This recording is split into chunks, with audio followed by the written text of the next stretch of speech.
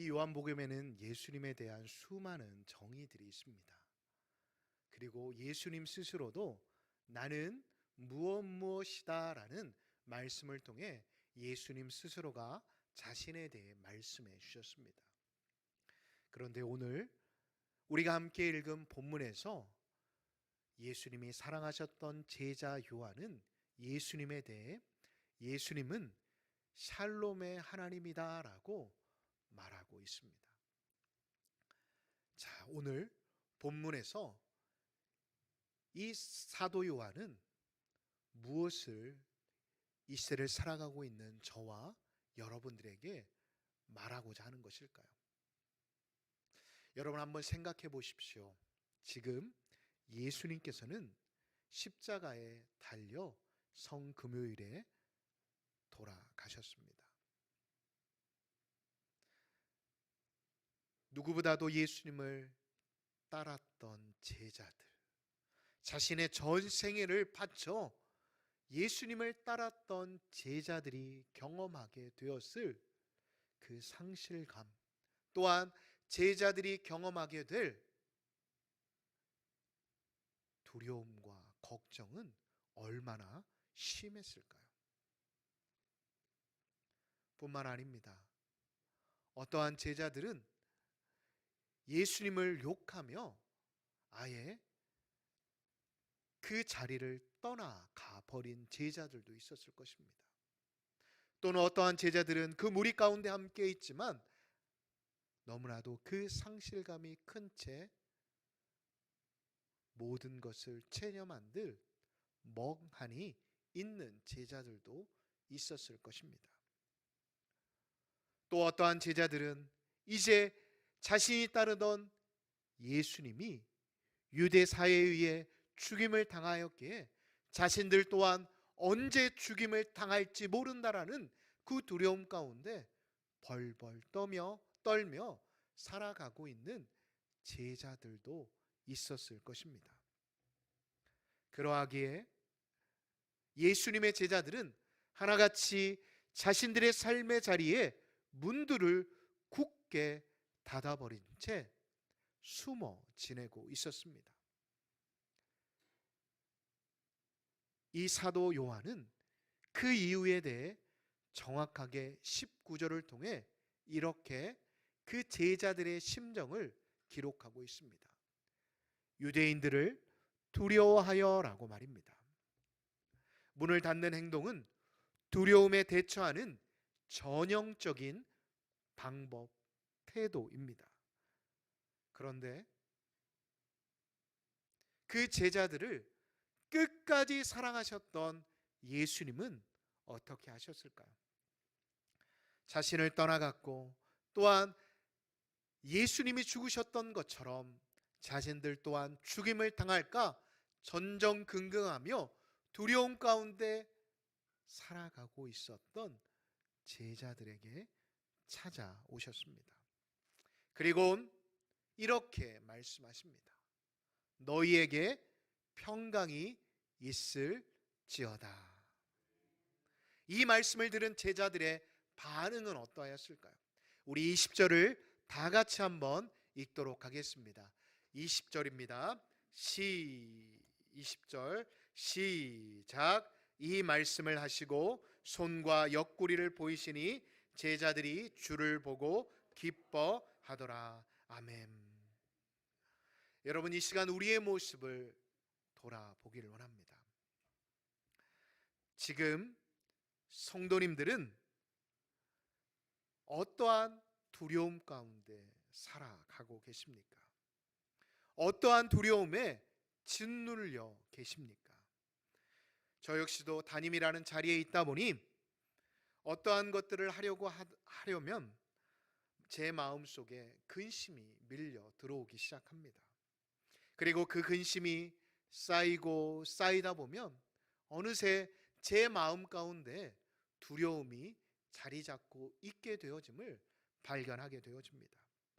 분명 제 입으로는 샬롬에 대해 하나님은 우리의 모든 두려움을 걷어가십니다라고 선포하는 자리에 있는 자이지만 제 안에 근심과 두려움이 거치지 않는 모습을 발견하게 되어집니다. 저 역시도 어제 이 말씀을 다시 한번 탈고하면서 간절히 기도했습니다. 주님, 저에게도 이 제자들을 만나시며 하셨던 샬롬을 허락하여 주옵소서. 왜냐하면 샬롬이 제 안에 진정으로 임하면 내 안에 기쁨, 내 안에 행복을 우리 광남의 가족들과 함께 나눌 수 있기 때문에 제 마음 가운데 그 간절함이 너무나도 간절하였습니다. 사랑하는 광남의 가족 여러분, 예수님께서 2000년 전 오늘 새벽 저와 여러분들을 위해 부활하셨습니다.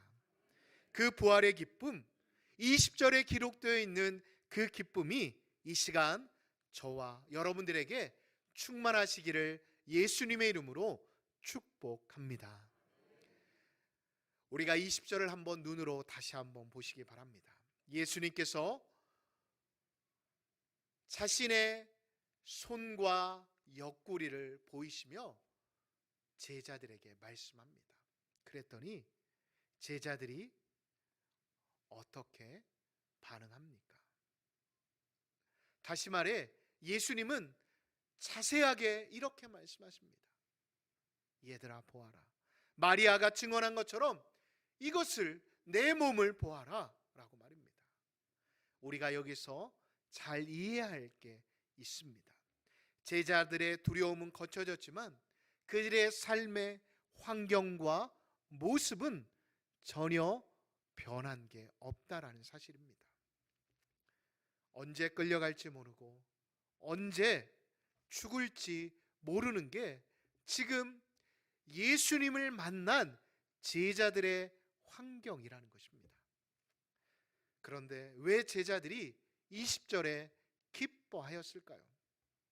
제자들은 그래 지금 나에게는 언제 잡힐지 모르지만 언제 죽을지 모르지만 그 두려움의 문제가 지금도 내 안에 있지만 그분 나의 참 구원자가 되어주시는 그분이 나와 함께 하시기에 그들은 진정 샬롬 기쁨을 경험하고 있었다라는 것을 우리는 발견해야 합니다. 어려운 일 당할 때라는 찬양의 가사가 있습니다. 어려운 일 당할 때 나의 믿음 적으나 의지하는 내 주를 더욱 의지합니다. 성령께서 내 마음 밝히 비춰주시니 인도하심 따라서 주만 의지합니다.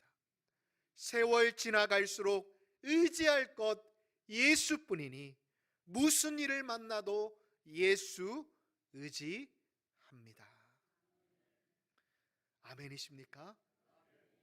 예수님을 의지한다는 것은 내 삶의 건강, 물질 또한 관계의 문제가 여전히 어제와 동일하게 있다 할지라도 그것을 뛰어넘고 그 너머에 계시는 예수님을 바라보는 것, 그것이 바로 예수님을 의지한다, 예수님을 믿는다라는 의미입니다.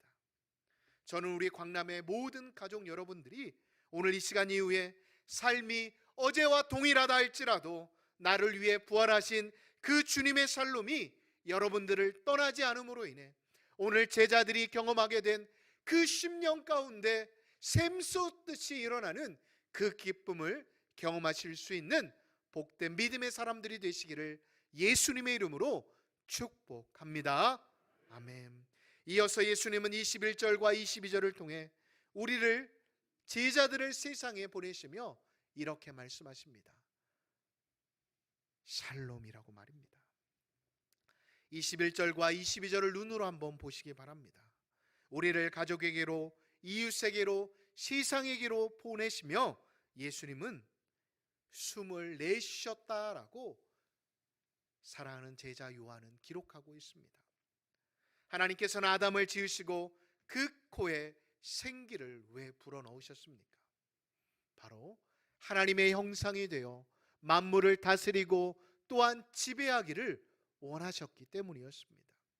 만물 앞에 굽신거리고 만물 앞에 절하는 자들이 아니라 그 만물을 다스리고 통치하는 자로 살아가기를 원하셨다라는 것입니다. 이제 언제 죽을지 모르는, 그리하여 자신들의 모든 마음의 문과 세상의 문들을 닫고 살아가고 있는 그 제자들을 향해 예수님은 하나님의 숨결을 불어 넣으셨습니다. 사랑하는 광남의 가족 여러분, 예수님의 생명이 이 시간 여러분들 안에 있으시기를 축복합니다. 이렇게 예수님의 생명이 내 안에 있게 되어지면 이렇게 고백할 수 있지 않을까요? 나의 약함은 나의 자랑이요, 나의 실패는 나의 간증이요, 나의 아픔은 나의 영광이니 그 부르심 따라 오늘도 내가 걸어갑니다. 아멘이십니까? 이 사실을 알았던 사도 바울은 골로새서 3장 15절을 통해 이렇게 자신의 신앙의 고백을 하며 이렇게 살아갈 것을 골로새 교회를 향해 선언합니다. 우리 다 같이 한번 읽어보겠습니다. 시작. 그리스도의 평강이 너희 마음을 주장하게 하라. 너희는 평강을 위하여 한 몸으로 부르심을 받았나니 너희는 또한 감사하는 자가 되라. 아멘. 사랑하는 성도 여러분, 이제 예수님의 평강, 예수님의 크신 숨이 여러분 안에 자리 잡으셨습니까? 그렇다면 이제 불평과 원망과 두려움 가운데 살아가지 마시고 감사하는 삶을 살아가실 수 있으시기를 예수님의 이름으로 축복합니다. 아멘. 이어서 예수님께서는 24절 이후에 도마를 위해 세 번째 샬롬을 외치십니다. 기억하십시오. 의심이라는 것은 현실을 제대로 보지 못하게 합니다. 그래서 올바른 판단, 선택을 하지 못하게 합니다. 그래서 삶이 앞으로 나아가지 못하도록 하게 되는 것입니다. 물론 합당한 의심도 가져야 합니다. 왜요? 이 세상은 우리를 속이는 자들이 너무나도 많기 때문입니다. 우리의 삶의 것들을 빼앗기 위해 지금도 수단과 술수를 가리지 않는 많은 사람들이 있기에 우리는 건강한 의심은 필요합니다. 그래야 우리 신앙생활 역시도 이단으로부터 지킬 수 있기 때문입니다. 그런데도 내가 지켜봐야지, 그래 봐야 믿겠다, 이것은 결코 좋지 못한 모습입니다. 스승의 말씀보다, 동료의 증언보다 손과 발의 감각이 믿을 만하다 생각하는 것은 자기 중심적인 옹고집이라는 것을 오늘 우리는 도마를 통해 깨달아야 합니다. 그래서 예수님은 도마를 통해 저와 우리 광남의 가족들에게 이렇게 말씀하십니다. 사랑하는 아들아, 사랑하는 딸아, 안 봐도 믿는 것이 복되다라고 말입니다. 그런데 쉽지가 않습니다. 이런 나쁜 의심을 바꾸는 힘, 능력은 무엇일까요? 바로 이 시간도 저와 여러분들을 찾아오신 예수님의 사랑, 그 한 가지뿐입니다.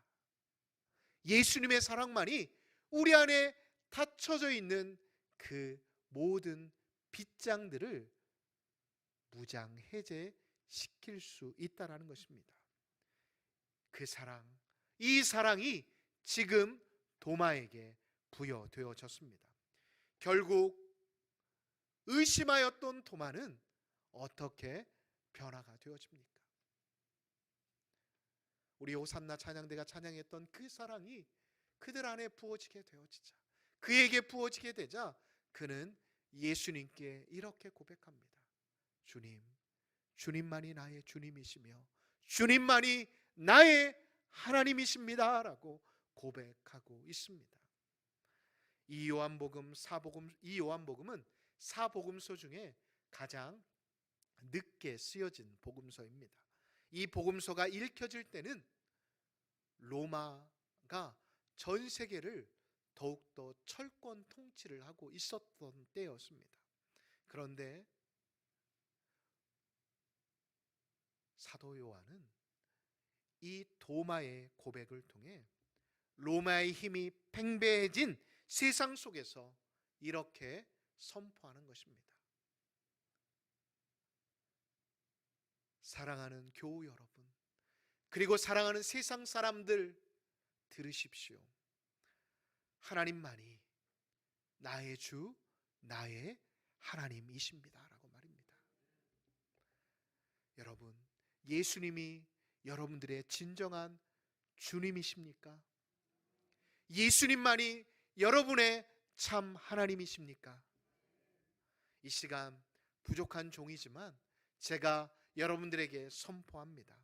사랑하는 광남의 가족 여러분, 여러분들은 예수님을 본 적도 없고 예수님을 믿는 여러분들이야말로 세상에서 가장 복된 사람들입니다. 여러분, 예수님만이 나의 주, 나의 하나님이심을 믿으십니까? 아멘.